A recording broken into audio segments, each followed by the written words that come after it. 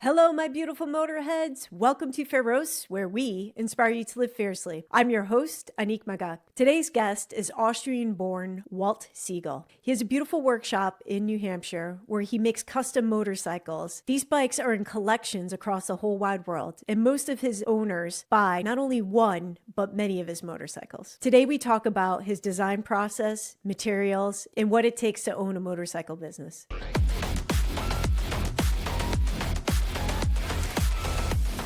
How do you start your design process? It just depends what my client is after. So I just use the references that I have available. And then it just depends what the client is after, be it a race bike, be it a street bike, be it an electric bike. And I'll go from there. I saw you have a few types of motorcycles that you promote on your website. But when you're working with a client specifically for perhaps a new design, are there other variations that you're doing that are beyond what's on the website? Well, for one, what I need to clarify is I mainly build series bikes. So I've got the Leggero, which is I would like to call it my bread and butter bike. It's based on usually anything between 800cc and 1100cc air-cooled engines.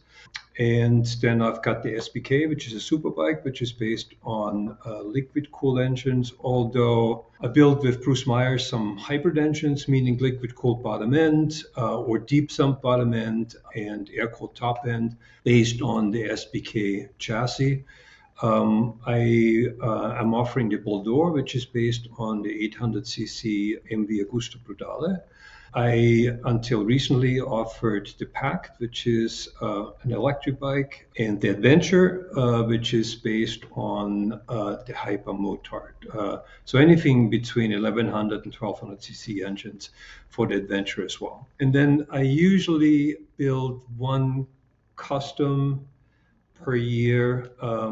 But I only take custom shops on for one if I can use the majority of the parts developed for the bike for either a future model or something that I could possibly then build in multiples. So it really has to help the business in the future as well, not only as a single project. So you're almost using it as product development. You could say so, yeah. When you're doing this series, do you stop at a certain number where maybe you'll only make 100 of the Leggero and then you retire it, or it doesn't matter? No, I usually build a group of 4 or 5 bikes. So in most cases, the bikes are already before I even start work, they're already sold, and I build them mostly to my specs. So until 3, 4 years ago, I left the door much wider open to the input of the client, which, as it turned out, made it, in most cases, not only a bit more difficult for me, but also much more difficult for the client, because the more choices you give a client, the more difficult it becomes to really make up your mind. And so I realized that most of the people that are interested in my work really like it in the first place. So I just built 4 or 5 bikes with a given geometry, given wheel size, suspension components, engine output, and so on and so forth, and then offer the client some choices for obviously ergonomics, colors for the bodywork, seat material, things like this, exhaust systems, so on and so forth. But the principal layout of the bike and the design is then really left up to me, unless it's a custom. That is a very smart business way of doing it because truly, as you said, people want the Walt piece and you are going to have the best vision for what that is. It took me a while to discover that. I think, as a designer and artist, you want to please the client, but really, as you mentioned, a lot of clients don't actually know what they want, or they may not be able to put into words what they love about your work, and only you can express that. Yes, that's true to a certain extent, but I want to emphasize that the most important aspect of my business is do right by my client.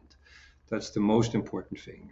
So once we come to an agreement, whatever it is, be it a custom or be it just have the client be part of a series build, that's the most important aspect, period, in my business, is to do right to my client. It's a good way to run a business. Well, I think it's the only way to do it, right? Yeah, yeah. So let's back up a little bit. And I want to talk how you got into motorcycles. From my understanding, your background has been in the arts. And then from there, it went into tool making and welding. And then from there, you ended up in the foreign service. So that's a very varied past.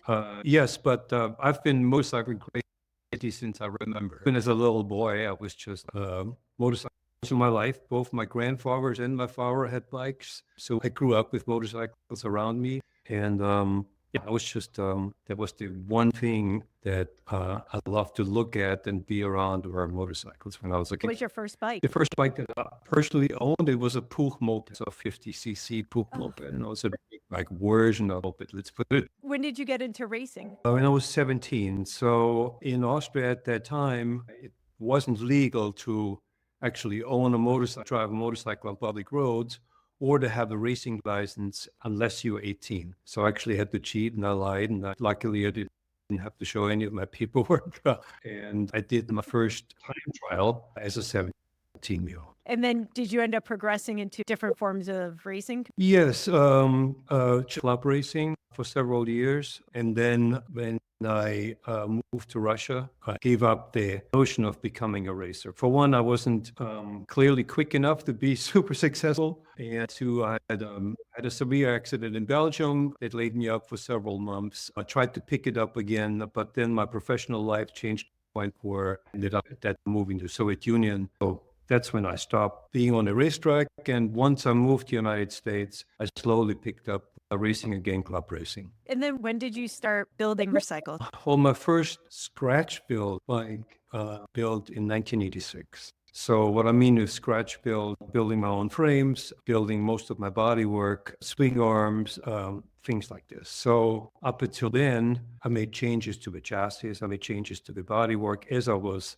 personalizing, changing my street bikes to turn them better. You know, I built my own swing arms and so on and so forth. But my scratch build bike, 1986. What made you feel or have ideas that you thought would be able to improve the motorcycle? Experience, meaning seat time. The more you ride, the better of an idea you have what you expect out of a bike, how the bike functions. And so you discover what you can change over time. Usually, once I got a motorcycle, I kind of left it on for a while just to learn what the bike is all about and for myself of what I want out of the bike, and then made incremental changes. And what inspired you to be able to think that it would work? Like what in your experience and background from design or construction? Because you're putting your life in your own hands, right? To a certain degree. Yeah. You have to have a certain amount of confidence to know or experience. Right. Well, safety, of course, is paramount. But it depends what you do with your bike. So if you set it up for the racetrack, it's one thing. A bike that is set up for the racetrack really handles like matches on the street. It just depends what the bike needs to do for you. Yeah, so function, it really just, I think most people start with changing the look of the bike. And I usually just started changing suspension setup and wheel sizes and so on and so forth in order to get a better performing product that I either used on a street on a bike or dirt bikes. So, and then slowly started changes I didn't like concerning looks, if you will. When you first started, obviously, then it was your own personal motorcycles. At what point did you start to do work for other people? Well, I started the business in 2000s, but I worked for almost 20 years based in Long Island City, first on my own bikes, and then slowly working on bikes for my friends, and then had people that just got to know me through the motorcycle world in New York City that to build bikes. For several years before I started officially WSM as a business. And then at what point did you feel that you could go full time? Because as a business owner, that's a big decision. At what juncture did you decide to I'm going to invest everything into this? Well, you never know, right? So, I had to jump in the cold water. I had to stay in the country or move back to Europe in 2007. I had to transfer back to Europe, either to Rome or to Vienna. And so I had to make up my mind, do I stay or do I go back to Europe? Moved to New York in 1985. America became my home. I was invested in all the years that I put into building motorcycles. So I saw a very good chance to actually make it work and made the decision to quit my job and start it as a business. And how did you end up in New Hampshire? Through my wife, my wife's family, they had a summer home here in Harriswell, or nearly near Harriswell. And over the years, whenever we visited in the summer or the winter, we drove for Harriswell. And the mill complex that I rent now, at that time was all boarded up. And everybody went through town. I said to my wife, you know what, if I lose my studio space in Long Island City, this is where I'm going to rent the space. And it so happened that after many, many years of working out of a space in Long Island City, real estate in New York has changed. Long Island City became a place for new housing complexes and so on and so forth. So the building I've been in with another art moving company, we had to leave. Our lease was up. I briefly looked for some new shop space in Brooklyn. It was just simply out of my reach. But this is when I then the mill in Harriswell, and just drove up here for a quick visit and signed the lease on the spot and came home and I said, look, we're moving to Harriswell. So it just happened fairly quickly. Well, it looks like you're in an absolutely beautiful space. How many square feet do you have there?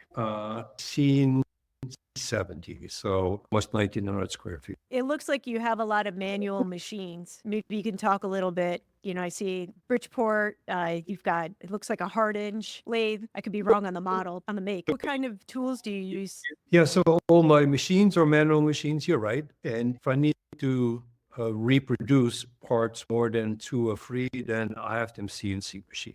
Or for me to build rear sets and stand on a mill for several days in a row, I have a CNC shop nearby that could do it for me much quicker. So all the prototype parts are made on my so-called prototype machines. So whatever part I develop, I make here in the shop. And I use those manual machines to make the part. Sometimes I just sketch a part out. I print it. I have a printer just to get some visuals, to have a better understanding of how the part looks and possibly on the bike.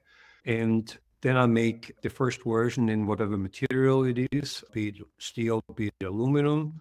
Again, use those manual machines. And then if I have to because I want to use them as part for some of the series bikes, then I go to a CNC countertop. And how about the tanks? Do you also have them built in multiples? Because I saw that they're aluminum, which is that's an art form within itself to build the aluminum tanks. Yeah, so the way I build my bodywork is if it's just a one-off, the bodywork here in the shop, be it a metal part or be it a composite part.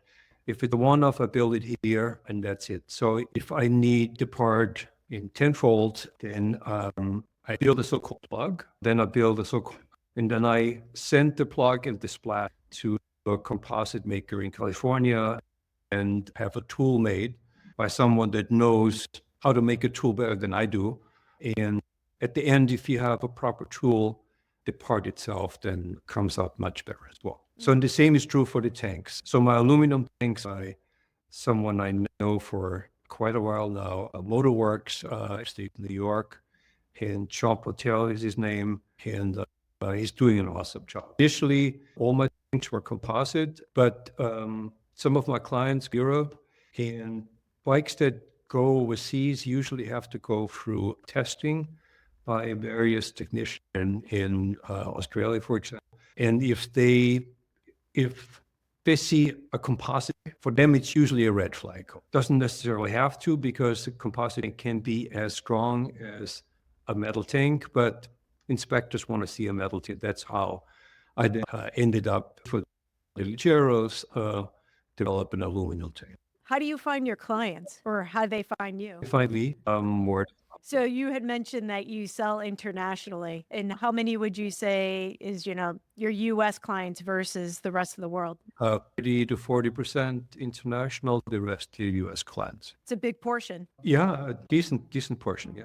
Out of all the motorcycles you designed up until now, what is your favorite project? Usually the bike that I'm working on, the SBK, I love the development of the SBK. It was a big challenge. To pack the electric bike was a tremendous amount of fun, tremendous help by a friend of mine coming up with a computer wrench before we actually started work. So it's difficult for me to say which one is my favorite. How did you get into doing the electric bike? What made you decide to go into that direction? It's part of what I'm doing. I'm curious and interested in the latest technology, no matter what it is. So electric bikes have a lot to offer your regular gasoline engines can't do. Plus, regulation eventually will bring us to a point where the part as an alternative transportation.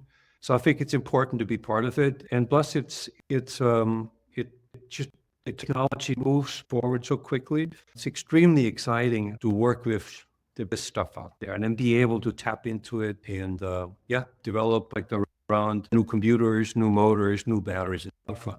Very challenging, and luckily I have a lot of dear friends that are much smarter than I am concerning that technology, are actively helping me in developing these new bikes. I'm grateful for all these people that are believing that I do the right thing. I also have electric bikes to be part of my business. You mentioned that you like things that are progressive and technically advanced. So right now, what is getting you very excited? Like whether it's a part, an engine, something manufacturing wise, what's inspiring you? I just started on my custom electric project, and I'm looking into using solid state batteries. So that's very exciting. That's the latest within the battery world. So I'm very excited about that. Plus, it's blank canvas for me. So meaning there are no restrictions from the client. It's very exciting. On a project like that, where there are restrictions, do you create your own type of rules or restraints for yourself? Well, I start out with concerning design. Well, for one, I need to several conversations with the client first. No matter how much room I have here concerning, I need to know my client's weight, so I have to understand and size, so I have to understand the ergonomics and what the client wants to do with it. Only then that information informs me of what direction to go to. And then I just share my ideas of what I have in mind. In this case, it's more or less an open book. So I'm waiting. I made some sketches already. I've done a little work on the chassis, but by the end of next month, there'll be the own project I'll be working on within months. So I'm excited about that because usually I have 4 or 5, sometimes even more projects on my lifts that are done at the same time. So to just have a single project that I can focus on is fantastically rewarding. Is there ever a time where you look outside of motorcycling for inspiration for the bikes? Well, I try to inform myself to possible life period about what is around us. I think no matter what you do as a professional, the more you inform about the world around you, the more you learn about yourself, and the better you can serve the client, the better your product is. So in my case, it doesn't have to be necessarily all motorcycle related. I look at art, I look at architecture, I go to the theater, I try to read as much as possible. So I try to have broad of the horizon as possible. And I think that really helps me in my profession, even if it's just building motorcycles. One thing that is remarkable about your motorcycles in particular, and is what drew me to them, is that your level of finish is above and beyond. And there are Thank you. Yeah, you're welcome. You earned that, believe me. I bring this up because it really, from my perspective, there's a big difference between somebody who is a weekend warrior, which their motorcycles are absolutely valid and needed, and it's an expression of themselves. But when you look at your motorcycles and you really see the finish on them, I'd like to talk to you about what your process is and how you think about that. But I also want to say is that oftentimes when I think people are looking at something that's so well made that it may not occur to them that it has a lot to do with the way that it's finished. I'm trying to walk this fine line between showing that the part is handmade at the same time, and it depends what the part on the bike is for. If it's a part that has been made, then I like to show the machining marks to a certain extent. If it's composite part. I like the shape is made of composite, but it also needs to have this quality that shows that my hands were in it. And it sometimes did me to make it just right for me.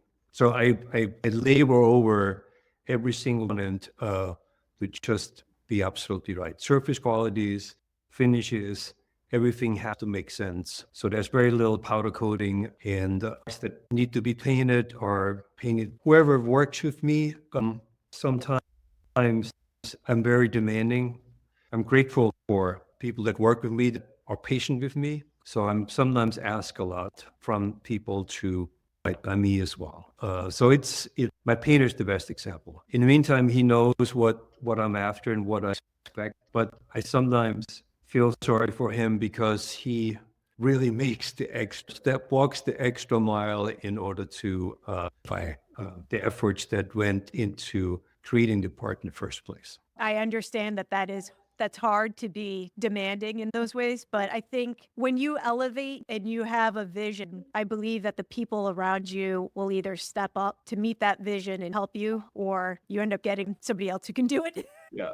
If I could, I would make every self and I would do every single job myself, but it's simply not possible. Especially in my case with Yeah. the series bikes. So I used to paint all my bikes. I used to do all my own machining.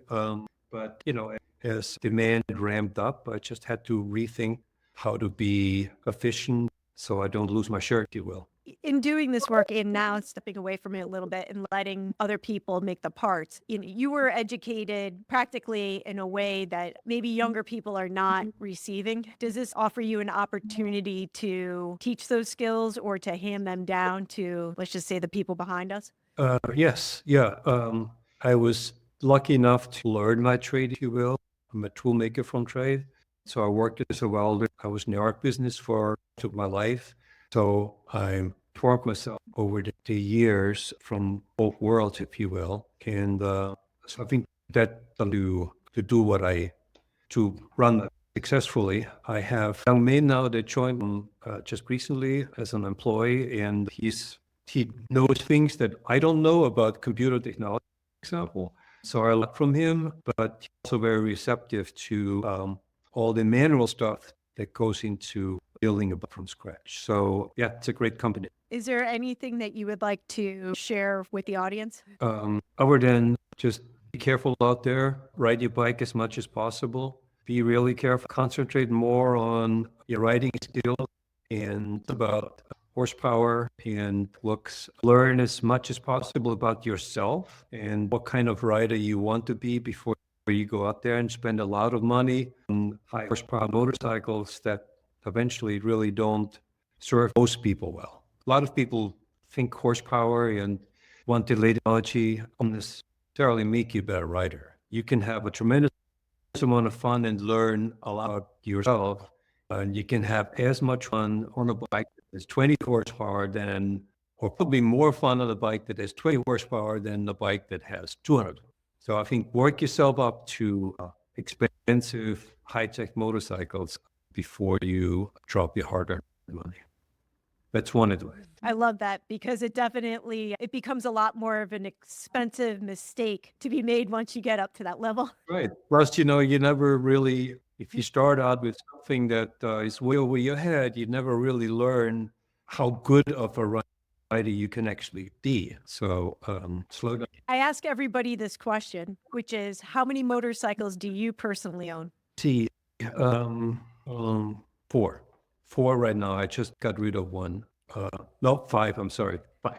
I don't have a street bike, so No? they're all dirt bikes, electric bikes. The other thing is that since you do have this beautiful shop in New Hampshire, is it available for people to come and visit, or is it closed to the public? Yes, in principle, but it'd be best to send me an email or give me a call so I can actually make time. So to have people show up is sometimes difficult because you is in the machine and having to stop and send people off. I don't want to be rude. So the best is just to email me, call, and more than welcome to have visitors. I just want to say thank you so much for taking the time to do this. I really appreciate it. I've been a longtime admirer of your work. Appreciate it. Thank you so much. And to everybody else, ride smart. Ciao.